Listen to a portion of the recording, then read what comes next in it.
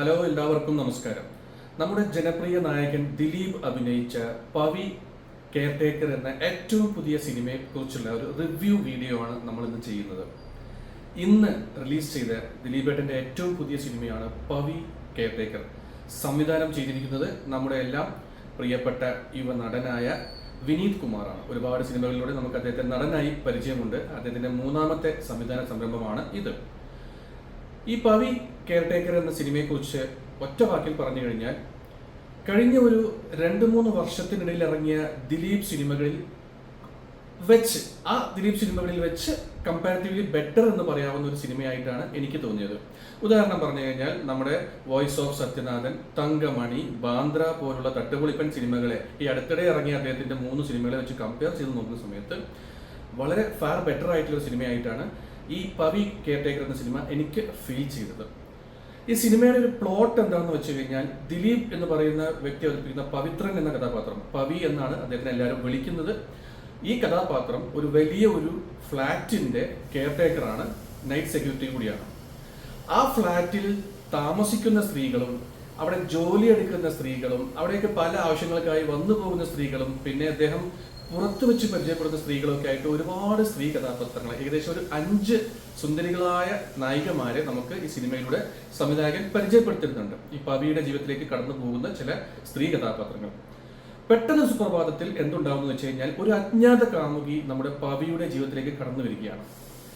കത്തിലൂടെ മാത്രം പവിയുമായി സംവദിക്കുന്ന, തന്റെ മുഖം വെളിപ്പെടുത്താൻ ആഗ്രഹിക്കാത്ത, ഏതെല്ലാം രീതിയിൽ പവി ആ സ്ത്രീയെ കണ്ടുപിടിക്കാൻ ശ്രമിച്ചു കഴിഞ്ഞാലും അവളെ കാണാൻ സാധിക്കാത്ത രീതിയിലുള്ള ഒരു കഥാപാത്രം.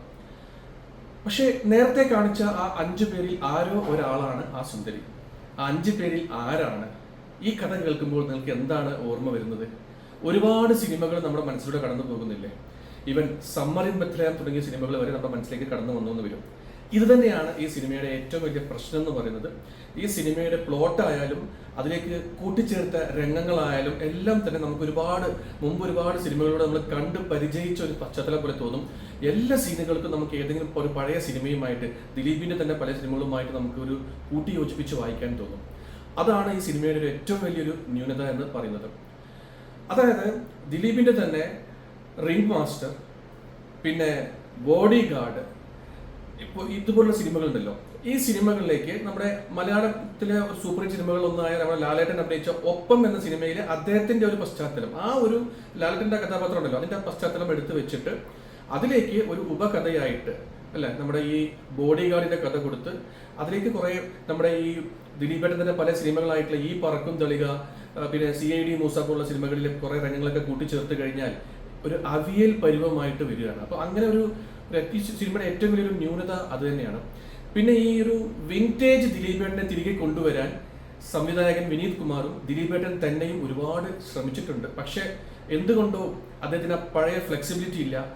ഈ പ്രായക്കൂടുതൽ കൊണ്ടോ മറ്റോ ആയിരിക്കാം, അത് അദ്ദേഹത്തിന്റെ മുഖത്തും ബോഡി ലാംഗ്വേജിലും അതിന്റെ പ്രായത്തിൻ്റെതായിട്ടുള്ള അസ്ക്യത നലിക്കുന്നുണ്ട്. പലപ്പോഴും നമുക്ക് ആ ഒരു പഴയ ഒരു ദിലീപേട്ടന്റെ കണക്ടിവിറ്റി നമുക്ക് എവിടേക്കോ കിട്ടാതെ പോകുന്നുണ്ട്. 5 പുതിയ നായികമാരെ പരിചയപ്പെടുത്തുന്നുണ്ട്. ഇവിടെ സംവിധായകൻ ഒരു വലിയ ഒരു ബുദ്ധിക്ക് കളിക്കുക എന്നൊക്കെ പറയില്ലേ, അതുപോലെ എന്തൊക്കെയോ പുള്ളി ചെയ്യാൻ ശ്രമിച്ചിട്ടുണ്ട്. പക്ഷെ പലപ്പോഴും അത് പല കാര്യങ്ങളും ചീറ്റിപ്പോയതായിട്ട് നമുക്ക് കാണാൻ സാധിക്കുന്നുണ്ട്. ഉദാഹരണം പറഞ്ഞാൽ, ഈ 5 പേരിൽ ആരായിരിക്കും ഈ പവിയുടെ ജീവിതത്തിലേക്ക് കയറി വരാൻ പോകുന്ന ആ ഒരു പ്രധാനപ്പെട്ട നായിക എന്ന് നമ്മളെ ഊഹിക്കാൻ വിടുന്നു. ഊഹിക്കുന്ന സമയത്ത് തന്നെ നമുക്ക് തെറ്റിദ്ധരിപ്പിക്കുന്ന ഒരുപാട് ഒരു ട്വിസ്റ്റുകളും മറ്റും പുള്ളി തരാൻ ശ്രമിക്കുന്നു. അത് പുള്ളിയുടെ ഭാഷയിൽ പറഞ്ഞതൊക്കെ വലിയ ട്വിസ്റ്റുകളാണ്. പക്ഷെ എന്തോ നമ്മുടെ മലയാളി പ്രേക്ഷകര് കുറെ കൂടി ഷാർപ്പ് ആയതുകൊണ്ടും, ഇപ്പൊ പഴയ പോലെ ഒന്നും അല്ലല്ലോ, എല്ലാവരും ഒരുപാട് ഇന്റർനാഷണൽ സിനിമകളൊക്കെ മറ്റും കണ്ടിട്ട് ഒരുപാട് സിനിമയുടെ എല്ലാ പഞ്ചും മനസ്സിലാക്കിയ ആളുകളാണ്. അതുകൊണ്ട് തന്നെ അവരുടെ അടുത്തൊന്നും ഈ വക ട്വിസ്റ്റുകളോ ഈ വക വലിയ സർപ്രൈസുകളോ ഒന്നും വില പോകുന്നില്ല. കാരണം ഈ സിനിമയിലെ ഒരു പ്രധാനപ്പെട്ട ട്വിസ്റ്റ്, അതായത് ഈ നായിക ആരാണ് ഇയാളുമായിട്ട് സംവദിക്കുന്ന ഈ 5 പേരിൽ ആരാണ് ഇയാൾക്ക്, നമ്മൾ പണ്ട് സമ്മർ ഇൻ ബെത്ലഹേമിൽ ആരാണ് പൂച്ചക്കുട്ടിയെ അയച്ചതെന്നുള്ള കാര്യം നമുക്ക് ഇന്നും ഒരു വലിയ ഒരു സമസ്യയാണ്. പലരും പല കോൺസെപ്റ്റുകളും പല തിയറികളും പറയുന്നുണ്ടെങ്കിലും അത് ആരാണെന്നുള്ള കാര്യത്തിന് സംവിധായകനും തിരക്കഥാകൃത്തും വരെ ഇന്ന് വരെ ഒരു ഉത്തരം നൽകാൻ സാധിച്ചിട്ടില്ല, നമുക്കും ഗസ് ചെയ്യാൻ പറ്റിയിട്ടില്ല. എന്നാൽ ഈ സിനിമയിൽ ആരായിരിക്കും ആ കഥാപാത്രം അല്ലെങ്കിൽ നായകനോട് കത്തിലൂടെ സംവദിക്കുന്ന ആ നായിക ആരായിരിക്കും എന്നുള്ള കാര്യം നമുക്ക് പെട്ടെന്ന് തന്നെ ഗസ് ചെയ്യാൻ പറ്റുന്നുണ്ട്. ഇപ്പോൾ എൻ്റെ കാര്യം പറയുകയാണെങ്കിൽ ഞാൻ ഏതാണ്ട് ഇന്റർവെല്ലിന് മുമ്പേ തന്നെ തീരുമാനിച്ചു, മനസ്സിൽ ഉറപ്പിച്ചു കഴിഞ്ഞു ഇന്ന ആളായിരിക്കുന്നത്. ക്ലൈമാക്സിൽ അതേ ആൾ തന്നെയാണ് സംവിധായകൻ എന്തോ വലിയ സർപ്രൈസ് പോലെ നമ്മൾ കൊണ്ടുവന്ന് നമ്മുടെ മുമ്പ് നിർത്തുന്നത്.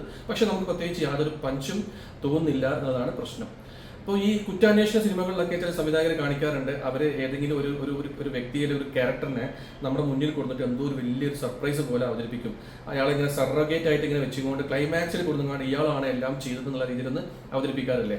അതേ രീതിയിലുള്ള ഒരു അവതരണ ശ്രമം വിനീത് കുമാറിന്റെ ഭാഗത്ത് നിന്ന് ഉണ്ടായിട്ടുണ്ട്. പക്ഷേ നമുക്ക് എല്ലാവർക്കും അറിയാം, നമുക്ക് ഒരുപാട് സിനിമകൾ കാണുന്നതാണ്, ഒരുപാട് ട്വിസ്റ്റുകൾ നമ്മൾ കണ്ടു കഴിഞ്ഞു. കിളി പറത്തുന്ന ഒരുപാട് ട്വിസ്റ്റുകൾ കണ്ടു കഴിഞ്ഞ സമയം ആയതുകൊണ്ട് തന്നെ നമുക്ക് ഇതിലെ ട്വിസ്റ്റുകളോ സർപ്രൈസുകളോ ഒന്നും തന്നെ നമുക്ക് പെട്ടെന്ന് ഒരു സംഭവമായി നമുക്ക് തോന്നുന്നില്ല. എല്ലാം ഇങ്ങനെ ഒരു നനഞ്ഞ പടക്കം പോലെ ചീറ്റിപ്പോയി എന്ന് വേണമെങ്കിൽ നമുക്ക് പറയാം. അപ്പോൾ അത്തരം കാര്യങ്ങളിൽ വിനീത് കുമാർ ഒന്ന് ശ്രദ്ധിക്കേണ്ടതായിരുന്നു. നമുക്ക് ഈ നടൻ ദിലീപിന്റെ കാര്യം പറയുമ്പോൾ നമുക്ക് പലപ്പോഴും നമുക്ക് തോന്നാറുണ്ട്, അദ്ദേഹത്തിന് ഇപ്പൊ കഴിഞ്ഞ കുറെ സിനിമകൾ, അദ്ദേഹത്തിന്റെ ഈ സിനിമ ട്രാജക്ടറി ഇപ്പൊ അവസാനത്തെ ഇറങ്ങിയ സിനിമകളൊക്കെ കാണുമ്പോൾ തോന്നാറുണ്ട്, അദ്ദേഹത്തിന്റെ ഏറ്റവും പുഷ്കലമായ ഒരു കാലഘട്ടം ഉണ്ടായിരുന്നല്ലോ, ആ ഒരു 90s ലാസ്റ്റ് മുതൽ പിന്നെ ഇങ്ങോട്ട് 2000 ശേഷമുള്ള ഒരു 10 വർഷം. ആ സമയമായിരുന്നു ദിലീപിന്റെ കരിയറിലെ ഏറ്റവും ബെസ്റ്റ് വർഷം നമുക്ക് വേണമെങ്കിൽ പറയാൻ പറ്റും. ആ ഒരു കാലഘട്ടം, ആ സീസണിൽ നിന്ന് ഇപ്പോഴും 2024 വണ്ടി കിട്ടാത്ത ഒരു പ്രശ്നം ദിലീപിനുണ്ടോ നമുക്ക് പലപ്പോഴും തോന്നാറുണ്ടായിരുന്നു. ഈ സിനിമ കണ്ടു കഴിയുമ്പോൾ അത് വീണ്ടും തോന്നുകയാണ്. ഈ സിനിമയുടെ ഒരു ടോട്ടാലിറ്റി നമ്മൾ എടുത്തു നോക്കുന്ന സമയത്ത് കണ്ടിരിക്കാവുന്ന സിനിമയാണ്, പ്രേക്ഷകർക്കൊക്കെ ഇഷ്ടപ്പെടും. കുടുംബ പ്രേക്ഷകർക്ക് കുറച്ചൊക്കെ ഇഷ്ടപ്പെടാൻ സാധ്യതയുണ്ട്. പ്രത്യേകിച്ച് ഒരു പട്ടിയും കുട്ടിയും ഒക്കെ ഉള്ളതുകൊണ്ട് നമുക്ക് ഈ കുട്ടികൾക്ക് വല്ലാണ്ട് ഇഷ്ടപ്പെടാനുള്ള സാധ്യതയുണ്ട്. അതേസമയം നല്ല സിനിമ കാണുന്ന, പ്രത്യേകിച്ച് തിയേറ്ററിൽ സിനിമ വിജയിപ്പിക്കുന്ന ഒരു ഓഡിയൻസ് ഉണ്ടല്ലോ, പ്രത്യേകിച്ച് നമ്മുടെ യൂത്ത് ഓഡിയൻസ്, നമ്മുടെ ഈ ആവേശം പോലുള്ള സിനിമകളൊക്കെ വിജയിപ്പിച്ച, മഞ്ഞുമൽ ബോയ്സ്, പ്രേമലു പോലുള്ള സിനിമകളൊക്കെ വിജയിപ്പിച്ച ഒരു ഓഡിയൻസ് ഉണ്ട്. ആ കാറ്റഗറിയിൽപ്പെട്ട ആളുകളാണ് ഇന്നത്തെ കാലത്ത് ഒരു സിനിമയുടെ തിയേറ്റർ വിജയം തീരുമാനിക്കുന്നത്. അവരെ സംബന്ധിച്ചിടത്തോളം ഈ സിനിമ എത്രത്തോളം അപ്പീലിംഗ് ആണെന്ന് ചോദിച്ചു കഴിഞ്ഞാൽ എനിക്ക് വളരെ കുറവാണെന്ന് പറയേണ്ടി വരും. അവർക്ക് അപ്പീസ് ചെയ്യുന്ന ഒന്നും തന്നെ ഈ സിനിമയിൽ കാര്യമായിട്ട് ഇല്ല. എല്ലാം ഒരു എന്താ പറയുക, ഒരു പഴയ വീഞ്ഞ് പുതിയ കുപ്പിയിൽ പോലുമല്ല, പഴകി തെളിഞ്ഞ് ദ്രവിച്ച രീതിയിൽ തന്നെ വീണ്ടും കുപ്പിയിൽ തന്നെ കൊടുക്കാൻ ശ്രമിക്കുന്നു എന്നുള്ള ഒരു പോരായ്മ ഈ സിനിമയ്ക്ക് ഉണ്ട്. ഒരു പക്ഷേ OTT ഇറങ്ങിയാൽ നമ്മൾ വീട്ടിലൊക്കെ ഇരുന്നു കൊണ്ട് കാണുമ്പോൾ, കുടുംബത്തെ ഒന്നായിട്ട് കാണുമ്പോൾ ചിലപ്പോൾ ഇഷ്ടപ്പെട്ടേക്കാം. തിയേറ്ററിൽ എത്രത്തോളം സക്സസ്ഫുൾ ആകും എന്നുള്ള കാര്യം നമുക്കിപ്പോൾ പറയാൻ പറ്റില്ല. ഒരു ജസ്റ്റ് ഒരു അബവ് ആവറേജ് മൂവി ആയിട്ടാണ് നിൽക്കുന്നത്.